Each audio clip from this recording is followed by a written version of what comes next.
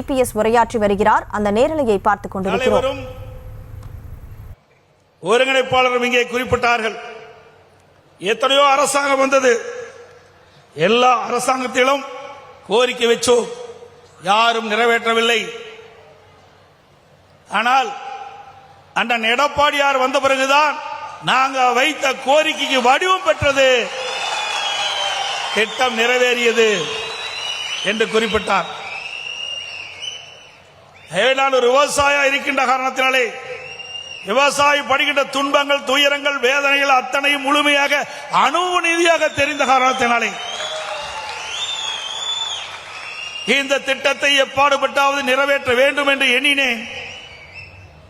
இதையும் புரட்சி தலைவி அம்மா அவர்கள் தமிழகத்துடைய முதலமைச்சராக இருக்கின்ற காலத்திலே இதை அவரிடத்திலே தெரிவித்தேன். என்னிடத்திலே அம்மா அவர்கள் சொன்னார்கள், திரு பழனிசாமி அவர்களே, நீங்கள் அற்புதமான திட்டத்தை கேட்கின்றீர்கள். உண்மையிலே ஒரு நல்ல திட்டம். 100 ஏரிகளுக்கு நீர் நிரப்புகின்ற திட்டம் என்று சொன்னால் அது சாதாரண திட்டம் அல்ல. வறண்ட பகுதி, வானத்தை நம்பி வாழ்ந்து கொண்ட விவசாயிகளுக்கு இந்த ஏரிகள் நீர் நிரப்பதன் மூலமாக பசுமையான செழுமையான பகுதியை பார்க்க முடியும்.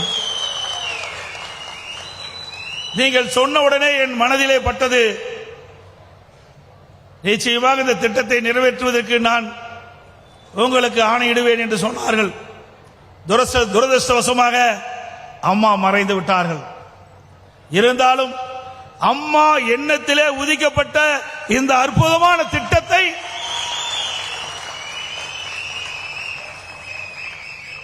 நான் நிறைவேற்ற வேண்டும் என்று எண்ணினேன். உடனடியாக பொதுப்பணித்துறை அதிகாரிகளை அழைத்து வேகமாக துரிதமாக நாம் செயல்பட வேண்டும் என்று சொன்னால் 4 சட்டமன்ற தொகுதிக்கு உட்பட்ட பகுதியிலே 100 ஏரிகள் இருக்கின்றன. மேட்டூர் சட்டமன்ற தொகுதி, ஓமலூர் சட்டமன்ற தொகுதி, சங்ககிரி சட்டமன்ற தொகுதி, எடப்பாடி சட்டமன்ற தொகுதி, 4 சட்டமன்ற தொகுதியில் இருக்கின்ற வறண்ட பகுதியில் இருக்கின்ற அந்த ஏரிகள் நீர் நிரப்புகின்ற திட்டம். கண்ணு கருத்தமாக செயல்படுங்கள், எந்த ஏரியும் விடுபடக்கூடாது என்று ஆணையிட்டேன். வேகமாக துரிதமாக செயல்படுவதற்கு அனைத்து வசதிகளும் அரசு செய்து கொடுக்கப்படும் என்ற உத்தரவாதத்தை அவர்களுக்கு அளித்தேன். அதன்படி நம்முடைய அதிகாரிகள் வேகமாக துரிதமாக இந்த பணியை மேற்கொண்டார்கள். இது சாதாரண பணி அல்ல. மேட்டூர் அணையிலிருந்து நீர் ஏற்றின் மூலமாக அந்த நீரை எடுத்து இந்த 4 சட்டமன்ற தொகுதியில் இருக்கின்ற 100 ஏரிகளுக்கு நீர் நிரப்பப்பட வேண்டும்.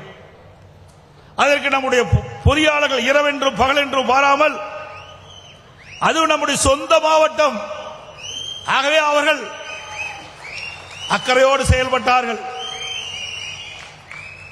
ஒவ்வொரு மாதமும் நான் அதிகாரிகளை அழைத்து பேசுவேன், எந்த அளவுக்கு இந்த திட்டம் நிறைவேற்றிக் கொண்டிருக்கின்றது. ஒவ்வொரு மாதத்திலும் இந்த 100 ஏரி திட்டத்திற்கு என்ன நடவடிக்கை மேற்கொண்டீர்கள் என்று அவ்வப்போது அதிகாரிகளை அழைத்து அழைத்து பேசி பேசி வேகப்படுத்தி துரிதப்படுத்தி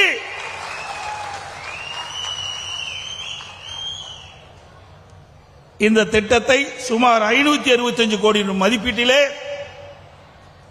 திட்டம் தயாரிக்கப்பட்டு நானே நேரடியாக வந்து அடிக்கல் நாட்டினேன். முதலமைச்சர் காலத்திலே அடிக்கல் நாட்டியது மட்டுமல்ல, இந்த பணி வேகமாக துரிதமாக நடைபெற வேண்டும் என்ற எண்ணத்திற்காக அடிப்படையிலே ஒரு சிறந்த நிர்வாகத்திடத்திலே இதை ஒப்படைத்தோம். குறித்த காலத்திலே இந்த பணி முடிக்கப்பட வேண்டும் என்ற அடிப்படையிலே ஒப்பந்ததாரர் நியமிக்கப்பட்டார். நியமிக்கப்பட்டவுடன் அவரும் வேகமாக துரிதமாக செயல்பட்டார். இதே எம் காளிப்பட்டி பகுதியில் நானே நேரடியாக வந்து முதலாக இந்த திட்டத்தை துவக்க வைத்தேன். திட்டத்தை கொண்டு வந்ததும் நாம் தான், திட்டத்துக்கு அடிக்கல் நாட்டியதும் நாம தான். திட்டத்திற்கு நிதி ஒதுக்கீட்டு நாம தான். திட்டத்தை முதலாக முதற்கட்ட பணியை முடிக்கப்பட்டு முதலாக திட்டத்தை திறந்து வைத்ததும் அதிமுக அரசாங்கம் தான். யாரோ ஏதோ பேசுவார்கள். பேசுவது எளிது, செய்வது கடினம்.